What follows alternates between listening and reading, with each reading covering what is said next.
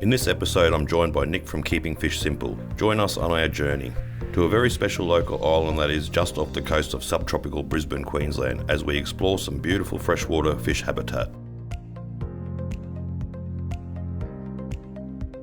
Rich in Indigenous culture, abundant diversity of wildlife, and a laid-back sense of community await you on North Stradbroke Island, or Minjerribah as the local Indigenous Quandamooka traditional owners call it.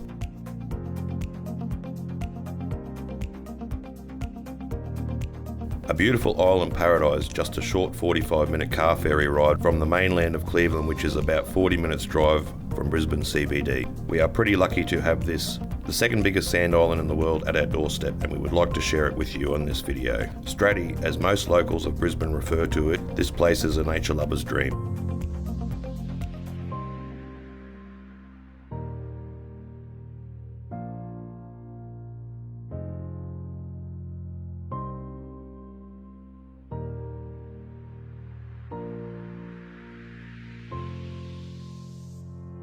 At 275.2 square kilometres, Stradbroke used to be one island. In 1896 it split into two, north and south, divided by Jumping Pin Bar.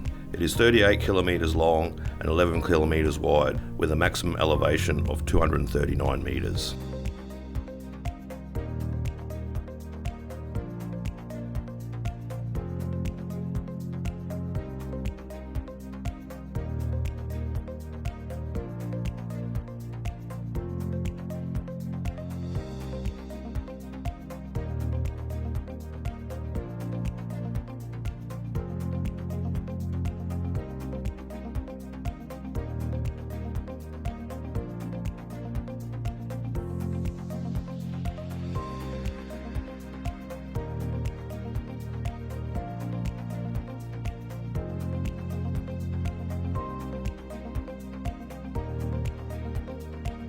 Dunwich is the gateway to the island by ferry or by water taxi and has a range of services. Dunwich is one of three towns on the island, the others being Amity Point and Point Lookout. After passing through this town, we head to Minjerribah Springs, Kappabar Creek, which is only a short 5-minute, 4.3 kilometre drive on the way to Amity Point. This is our first spot to explore before we set up camp.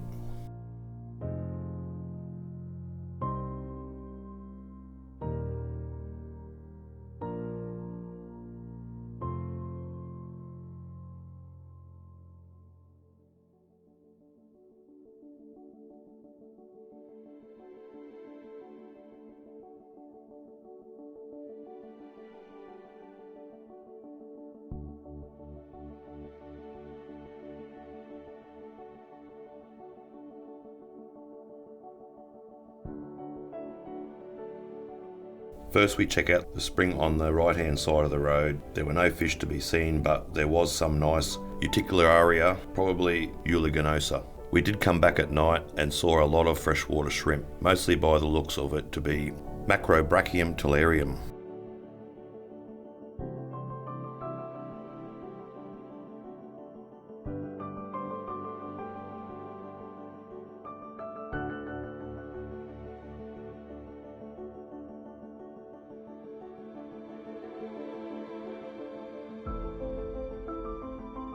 Then we went over to explore where the creek runs into the mangroves. This side has a nice boardwalk with some nice old forest, which was a great resting spot when we put the cameras in. Our target today was the marine environment of the Pacific blue eye, Pseudomogel significa, a common species along the east coast but very variable in its range, with southern forms being more tolerant of each other, where the northern fish are very aggressive and territorial. The southern form also only reaches a size of around 30 to 40 millimetres, where the northern forms can reach up to 90 millimetres for the males, and I personally believe they should be split.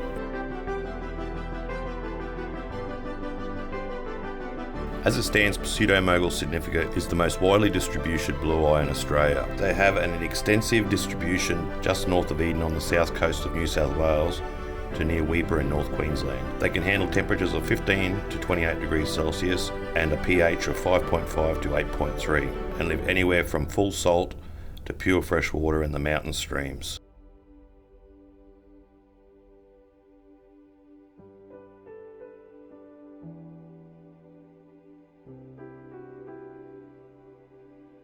We had to wait for about half an hour for the tide to drop down enough for these fish to come out of where they hide, in the sedges from predators at high tide. The beauty of this spot is, at low tide, pure fresh spring water flows through and allows us to clearly film the fish, but we only have a short window before the tide turns.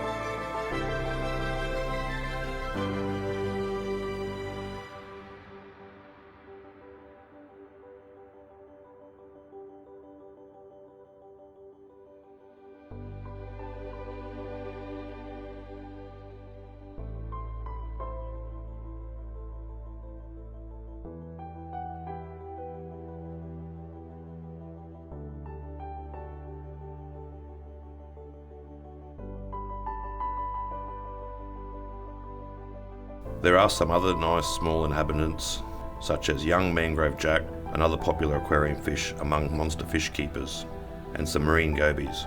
These young fish were only the size of a 10-cent piece and seemed to be enjoying the pure fresh water, and were already sparring at this young age.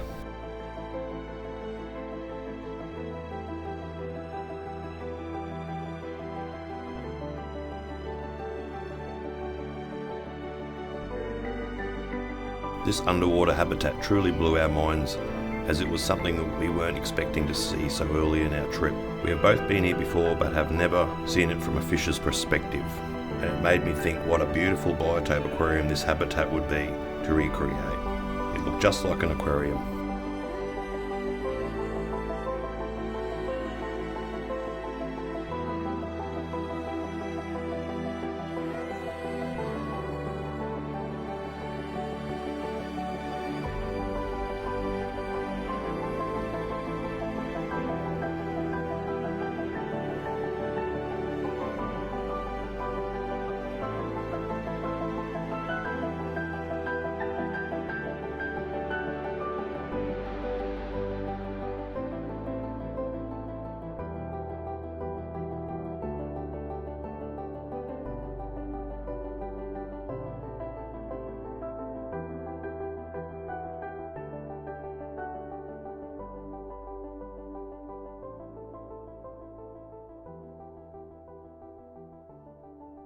Not long after the tide starts to turn, these smaller fish know it's time to start looking for shelter from larger predatory fish that start returning, such as crescent grunter or terrapon jabua.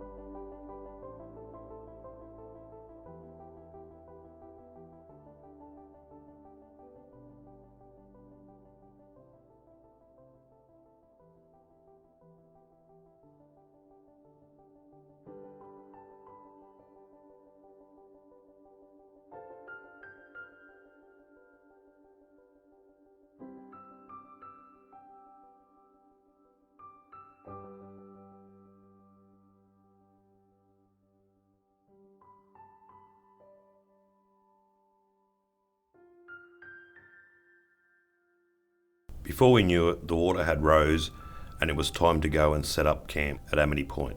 This is my favourite place to camp as it feels a little bit more laid back.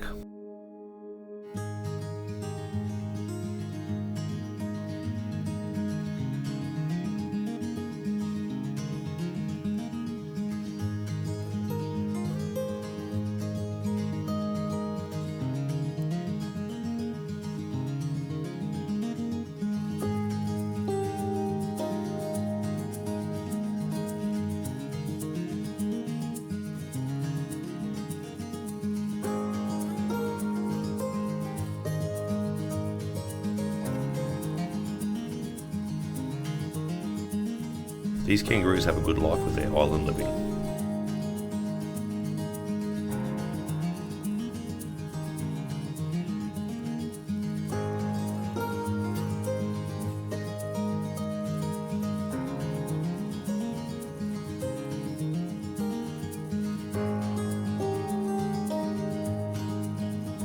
But setting up camp, not everyone seemed to be impressed, like this lazy koala.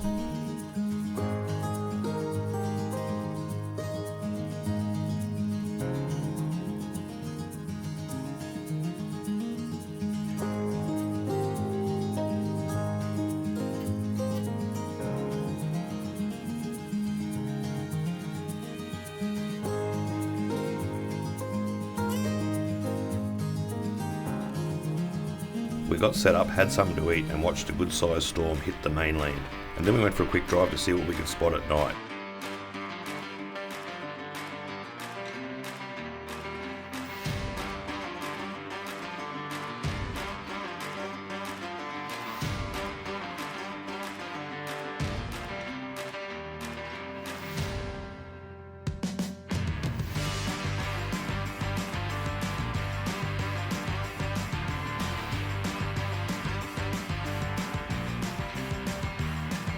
This goes to show how careful you have to be at night with kangaroos. They can be unpredictable, but this one can go on its way after jumping across the front of the car a few times. Looks like he has a second life. It's a favourite pastime of mine to go spotting at night, as a lot of our animals are nocturnal.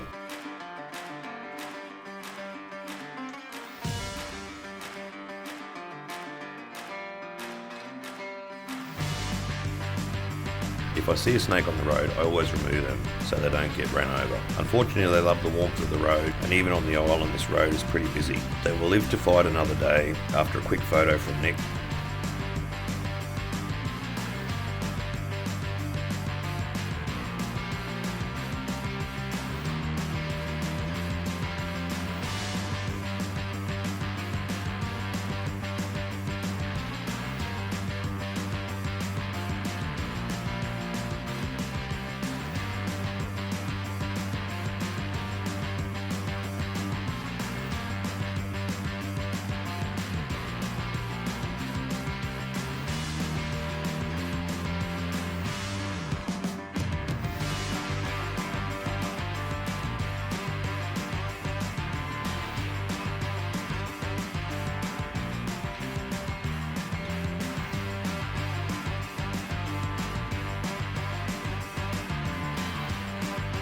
The first one was a brown tree snake and the second one was a coastal carpet, pretty common in this area.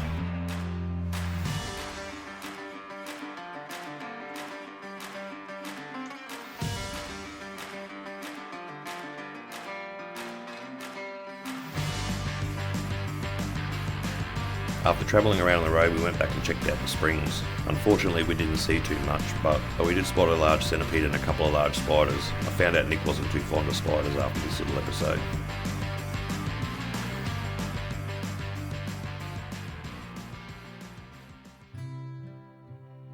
Day 2, we arrive at the car park of Blue Lake. Blue Lake is an area of special cultural significance for the Quandamooka people, who call it Kabura, meaning deep silent pool, so there is no swimming allowed. It is one of the 2 largest lakes on the island.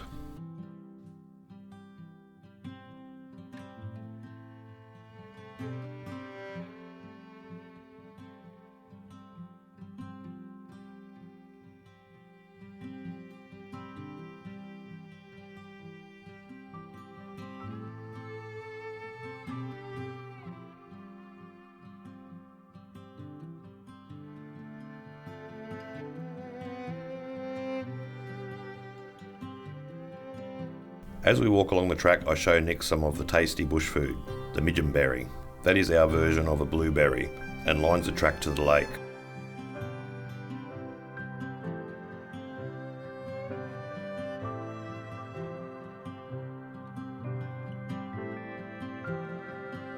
And the blueberry ash that aren't so tasty. It is interesting to see all the botanicals all around the forest floor, as this makes up a big part of the biotope for the area we're going to see. As the walk to the lake is 5.2 kilometres return, We take a break and check out some of the beautiful Wallen woodland, flowering heath and stunted eucalypt forest, among all the beautiful xanthorrheas or grass trees. This is a magical walk.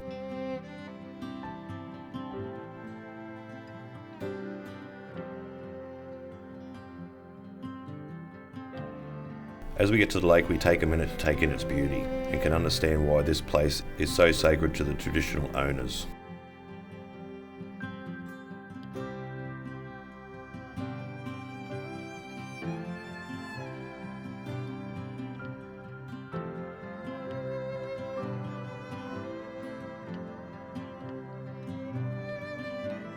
So as it was a bit disheartening we couldn't swim and explore the lake, we still managed to put our cameras in on the ledges of the bank to share its beauty.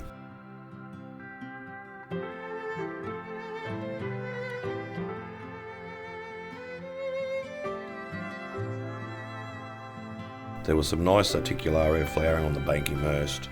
There was thickets of native hairgrass growing amongst the sedges, a beautiful white sand bottom and crystal clear water. And then what we originally came to see and what our walk was all about, the beautiful ornate rainbow fish, Ratacentris ornatus in its habitat on the island.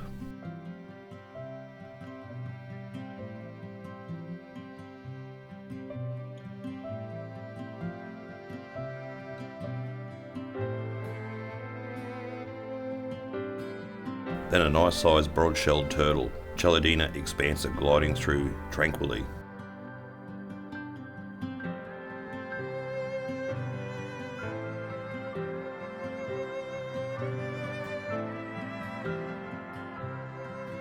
Unfortunately, there was still a few gambusia or mosquito fish to be seen.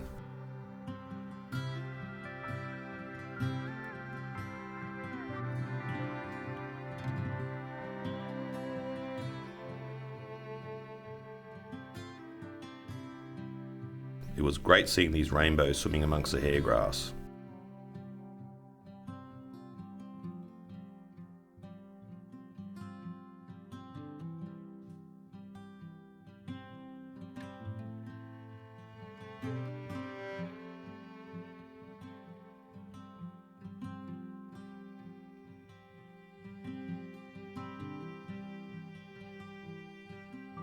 North Stradbroke has a number of lakes and wetlands, therefore there could be many variants or locales of these rainbow fish on the island. The fish on the western side are obviously cut off from those on the eastern side of the island, and a lot of the island can't be explored by the public. The fish on the island do show darker banding than those on the mainland, and some are more blue and others more red. So a Stradbroke Island rab probably isn't the best example of describing it as a locale, rather the name of the water body it's from, like other type locales of rainbows.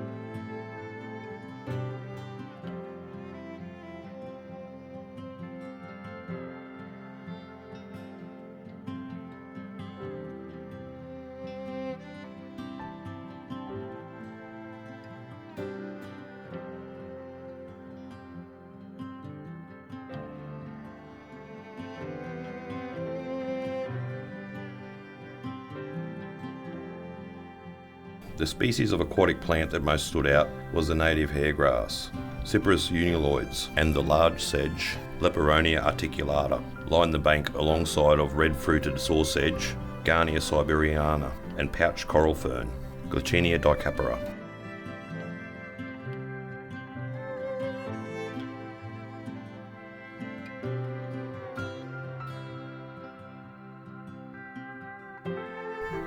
After that workout, we're on to the next spot, Brown Lake or Bamira. It's only a few kilometres down the road.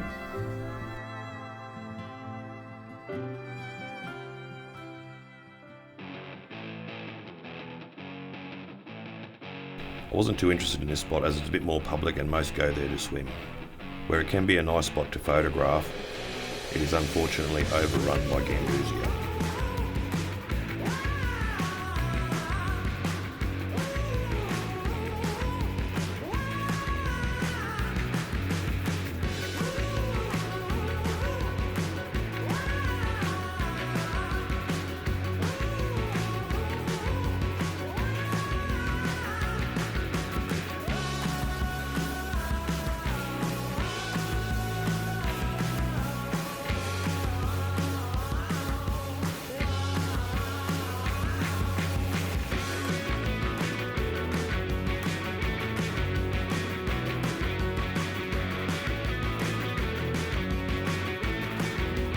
but the ducks seem to love it.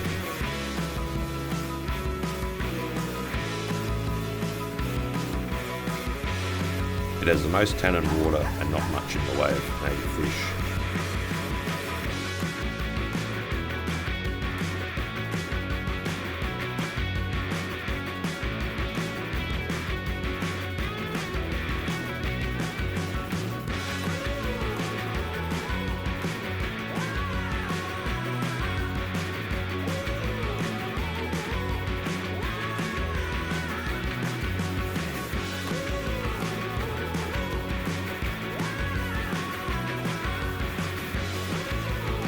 Didn't stop Nick from trying though.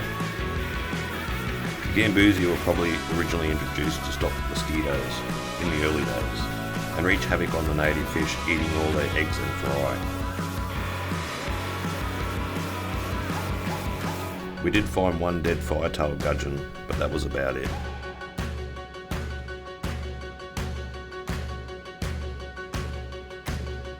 So we got out of there to get cleaned up for dinner and prepared for the next day.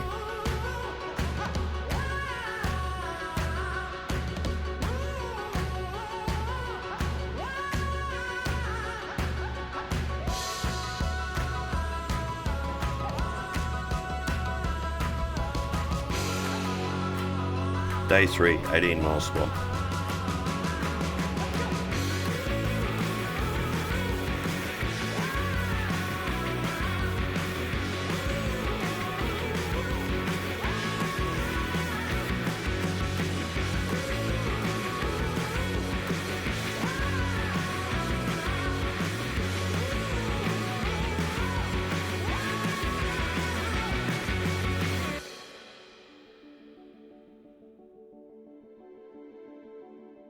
This massive area of the island called 18 Mile Swamp is a ground-fed freshwater coastal wetland, stretching almost the entire length of the east side of the island, and is the largest of its kind in the world, covering 30 kilometres.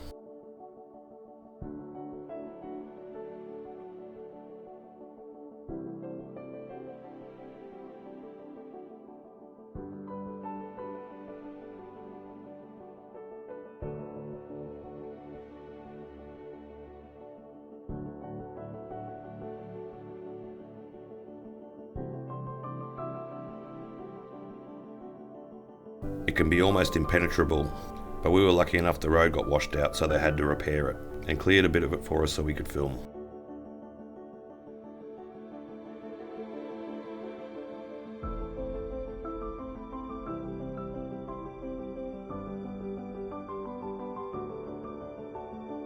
There were some other nice species of plant to be seen, such as the woolly frogmouth, Philodendron lanuginosum, and the swamp water fern or bungwall fern, Blechnum indicum. Unfortunately, with the lilies, as nice as they were the invasive African blue water lily, Nymphaea caerulea subspecies Zanzibarensis. They have taken hold in most of our waterways. We came the night before to see what was about, and we were lucky enough to catch a glimpse of a native water rat, the Racali, Hydromes chrysogaster. Then we were lucky enough to see another expansive turtle out hunting fish.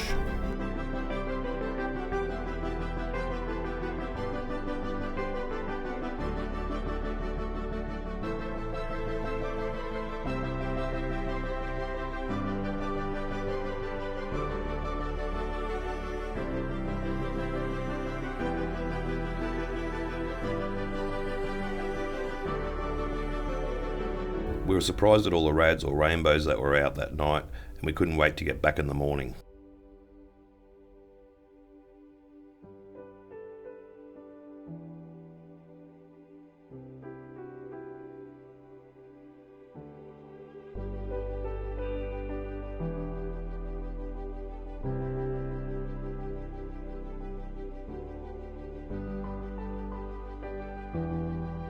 During the day it looked really nice, but the rainbows stayed in the deeper water due to the heat, but we still got to see them.